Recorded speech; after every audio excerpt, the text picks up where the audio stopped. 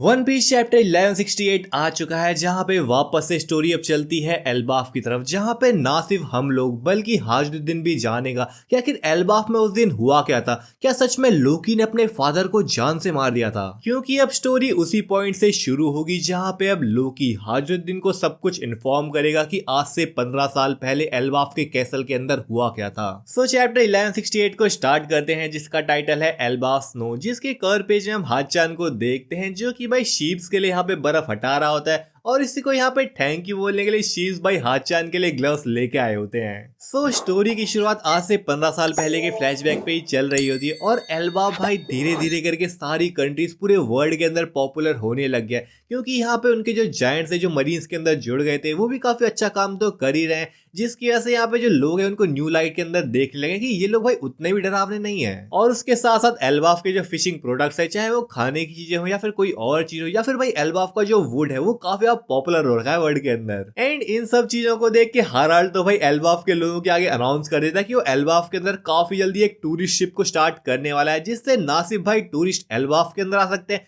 बल्कि एल्बाफ के जो लोग हैं वो बाकी कंट्रीज को विजिट कर सकते हैं। क्योंकि ऐसे चाहे बाहर के लोग तो जो जायंट्स हैं उनको रेयर और काफी माइनॉरिटी स्पीसीज की तरह देखते हैं, लेकिन भाई इस वर्ल्ड के अंदर ऑलरेडी काफी ज्यादा स्पीसीज है, और भाई वन पीस वर्ल्ड के अंदर तो कुछ ज्यादा ही स्पीसीज भरी पड़ी हैं। सो ऐसे ही एल्बाफ के लोगों का एक कंट्री से दूसरी कंट्री के अंदर जाना, काफी सारे नए लोगों को देखना, उन लोगों से मिलना, भाई नई स्पीसीज को देखना, नई रेसिस को देखना, और भाई उन लोगों के कल्चर को समझना, उन लोगों के कल्चर को एक्सपीरियंस करना, ये काफी अच्छी चीज हो सकती है, क्योंकि इससे भाई उन लोगों को काफी नॉलेज मिल सकती है। और ऑब्वियसली इस नॉलेज को यूज करके वो लोग भाई एल्बाफ को और बेटर कंट्री बना सकते हैं, जहाँ पे उन लोगों को काफी सारे फ्रेंड्स भी मिल जाएंगे। जिन चीजों को सुन के अब एल्बाफ के लोग भी काफी ज्यादा ही खुश है, क्योंकि उन लोगों को भी लगता है कि भाई ये वॉर में कुछ नहीं रखा, फाइटिंग में कुछ नहीं रखा, एल्बाफ जिस तरफ बढ़ रहा है वो काफी अच्छी चीज है। जिसके साथ साथ कुछ टाइम पहले यहाँ पे एल्बाफ के अंदर सॉल भी आ चुका था, जहाँ पे हाराल्ड सॉल को कहता है कि क्यों ना तू एल्बाफ के अंदर एक स्कूल बना, यहाँ पे एक लाइब्रेरी को ओपन कर, जो कि बच्चों के लिए काफी बेटर हो सकती है। और यहाँ पे हम उसी सीन को देख रहे होते हैं कि भाई एल्बाफ के अंदर स्कूल ओपन हो चुका है। यहाँ पे सॉल भाई हाराल्ड से बात कर रहा होता है कि कैसे भाई स्कूल का ओपन होना, यहाँ पे बच्चों का खिलखिला के हंसना, वॉर करने या फिर फाइटिंग सीखने से तो काफी ज्यादा बेटर है। बट इसके साथ साथ यहाँ पे सॉल हाराल्ड से ये भी पूछता है कि क्या तुझे डर नहीं है कि तू वो चीज खो देगा जो कि एल्बाफ के लिए सबसे ज्यादा इंपॉर्टेंट है। बेसिकली यहाँ पे सॉल भाई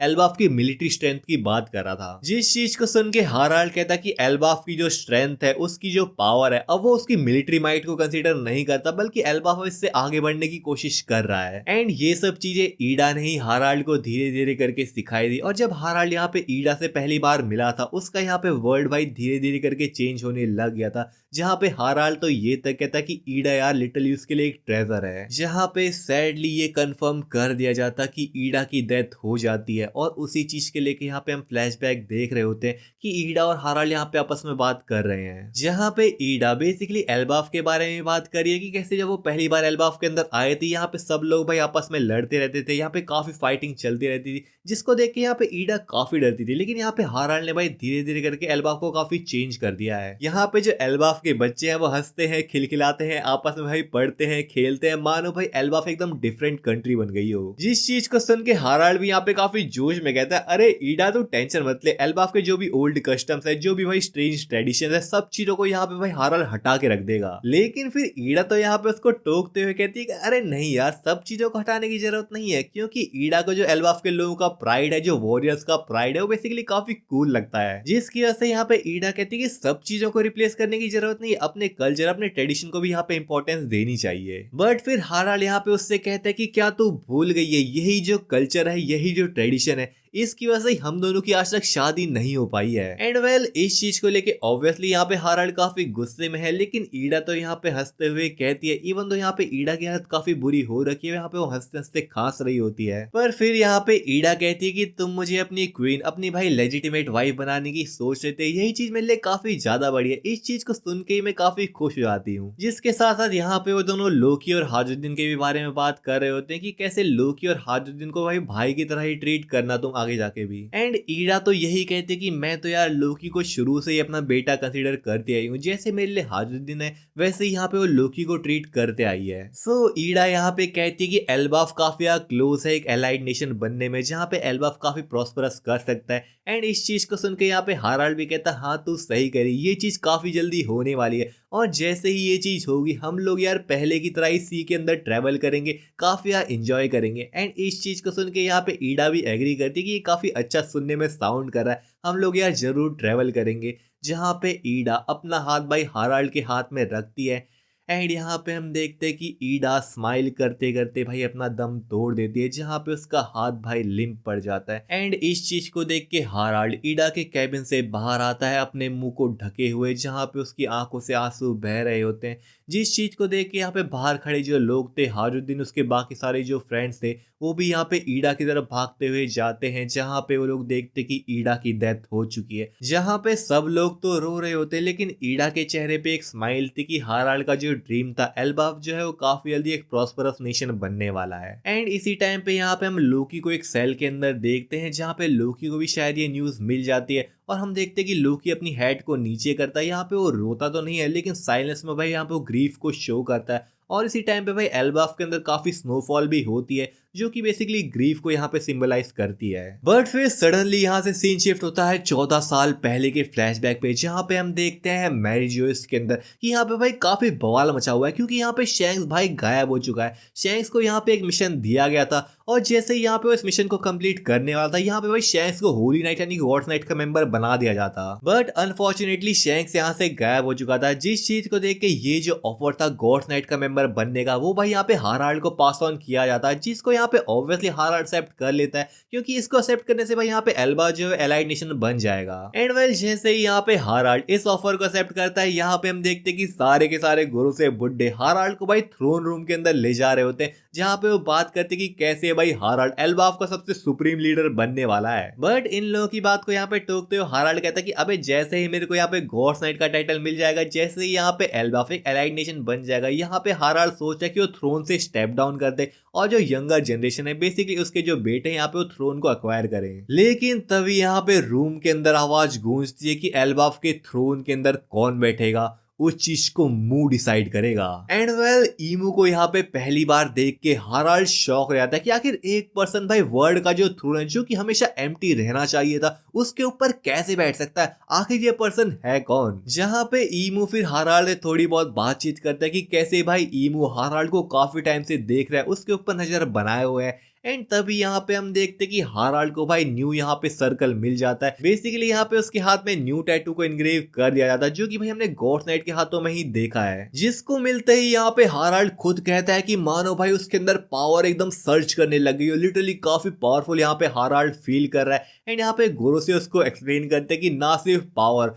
बल्कि यहाँ पे हाराल्ड को इमॉर्टैलिटी मिल गई है। बट फिर हाराल्ड यहाँ पे अपनी पावर को थोड़ा हाथों के साथ देखता है और सोचता है कि इमॉर्टैलिटी, अभी ये चीज मेरे माइंड में संक इन हुई नहीं है। जहाँ पे फिर ईमू हाराल्ड से बात करता है कि आज से भाई हाराल्ड जो है वो ईमू को सर्व करेगा और हाराल्ड अब से एक इमॉर्टल नाइट बन चुका है। जिसके साथ ईमू यहाँ पे हाराल्ड को ऑर्डर देता है कि वो एल्बाफ के अंदर जाएगा और एबिस सर्कल यानी कि मैजिक सर्कल को वहां पे क्रिएट करेगा, जो कि उन दोनों के बीच में एक बॉन्ड का काम करेगा। और जैसे ही यहाँ पे हाराल्ड एल्बाफ के अंदर एक मैजिक सर्कल को क्रिएट कर लेगा, यहाँ पे जो एल्बाफ है वो एलाइड नेशन बन जाएगा। सो गॉड्स नाइट का टाइटल और अपनी इमॉर्टैलिटी पावर्स को लेके हाराल्ड यहाँ पे वापस से एल्बाफ की तरफ चल देता है। जहाँ पे जैसे ही वो एल्बाफ के अंदर एंटर करता है, यहाँ पे हम देखते हैं कि वो थ्रोन रूम के अंदर जाता है और यहाँ पे एक मैजिक सर्कल को क्रिएट कर देता और यहाँ पे वो थ्रोन के ऊपर बैठ के ईमू से भाई माइंड कनेक्शन के थ्रू बात कर रहा होता है। जिस चीज को देख के यहाँ पे गार्ड भी थोड़ा कंफ्यूज है कि आखिर हाराल्ड बात किससे कर रहा है यार। सो जैसे ही यहाँ पे हाराल्ड एल्बाफ के अंदर मैजिक सर्कल को क्रिएट कर देता है, यहाँ पे ईमू अपने रियल इंटेंशंस को भाई उसके सामने लाता है,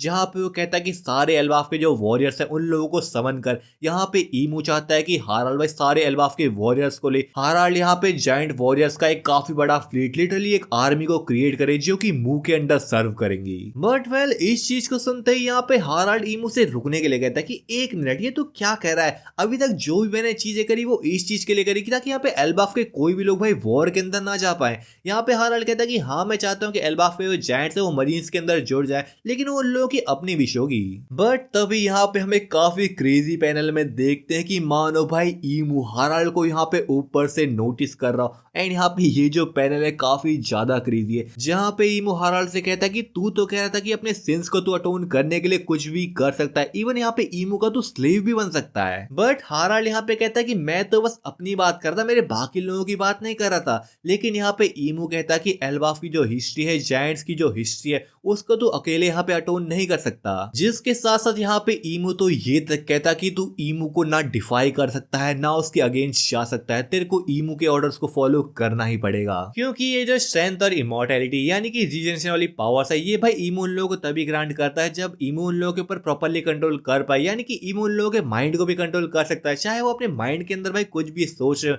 ईमू भाई उस चीज को कंप्लीटली बदल सकता है। एंड वेल ईमू की बातों का हाराल्ड के ऊपर यही असर हो रहा है, जहाँ पे वो खुद कहता है कि ईमू की वजह से यहाँ पे हाराल्ड भाई लिटरली टेक ओवर हो रहा है। सो हाराल्ड भी यहाँ पे समझ गया था कि ईमू भाई उसके ऊपर काफी जल्दी फुली कंट्रोल कर सकता है। तो यहाँ पे हाराल्ड समझ गया कि ईमू का भाई शुरू से प्लान था एल्बाफ के सभी लोग हैं उन लोगों को भाई स्लेव बनाने का। तो हाराल्ड यहाँ पे कैसल के अंदर काफी यार रकस क्रिएट करने लग जाता है, जिसकी वजह से एल्बाफ के सारे सोल्जर्स है वो भागते हुए भाई थ्रोन रूम के अंदर एंटर करते हैं, जहाँ पे वो लोग देखते हैं कि भाई हाराल्ड एक पिलर से दूसरी पिलर के अंदर जा रहा है, भाई पिलर्स को यहाँ पे डिस्ट्रॉय कर रहा है। एंड हाराल्ड को यहाँ पे वो देख के कंफ्यूज होता है क्या कि हाराल्ड यहाँ पे करने की कोशिश कर क्या रहा है भाई। पर तभी यहाँ पे हाराल्ड उन लोगों को ऑर्डर देता है कि यहाँ पे जल्दी से एक चेन को लेके आओ, मेरे को यहाँ पे किसी भी पिलर के अंदर बांध दो और जल्दी से जाओ यहाँ पे जारुल को समन करो, मेरे बेटों को यहाँ पे लेके आओ। जिस चीज को सुनकर यहाँ पे गार्ड्स कहते हैं हाजुद्दीन तो भाई सी के सफर पे निकला हुआ है, और रही बात लोकी की, उसको तो यहाँ पे हमने जेल के अंदर डाला हुआ है। बट हाराल्ड तो यहाँ पे मानो भाई ईमू को टेक ओवर करने से रोक रहा हो। यहाँ पे वो चिल्लाते हुए कहता है कोई फर्क नहीं पड़ता,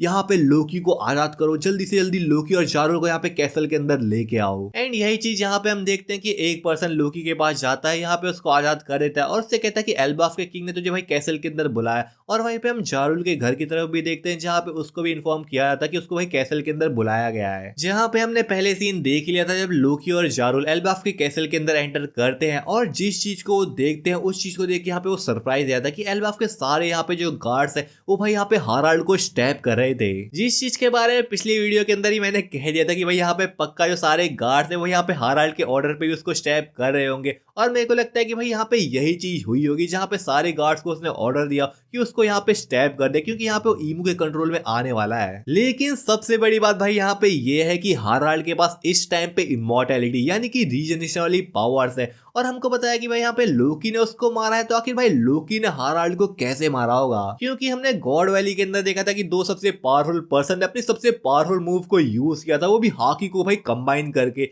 जिसकी वजह से यहाँ पे रॉक्स को हार का सामना करना पड़ा था। तो क्या यहाँ पे लोकी भी हमें ऐसी सम काइंड ऑफ पावर को शो करने वाला है जिससे यहाँ पे वो हाराल्ड का खात्मा कर देगा? ये चीज तो भाई देखने वाली होगी। या फिर ऐसा भी हो सकता है कि जैसे ही यहाँ पे भाई लोकी एल्बाफ के कैसल के अंदर एंटर करे, यहाँ पे भाई हाराल्ड रिवील करे कि एल्बाफ के कैसल के अंदर एक लेजेंडरी डेल फ्रूट को रखा गया है, और हाराल्ड यहाँ पे लोकी को कहे कि भाई उस डेल फ्रूट को खा ले और उस डेल फ्रूट की पावर्स को यूज करके यहाँ पे वो हाराल्ड को मार दे। I mean, ऐसा हो गया तो भाई लिटरली काफी क्रेजी हो ही जाएगा। लेकिन भाई चैप्टर में आज इतना ही। होप करता हूँ यार तुम लोगों को वीडियो पसंद आई हुई। अगर पसंद आई यार वीडियो को लाइक कर दो, चैनल को सब्सक्राइब करना बिल्कुल मत भूलना।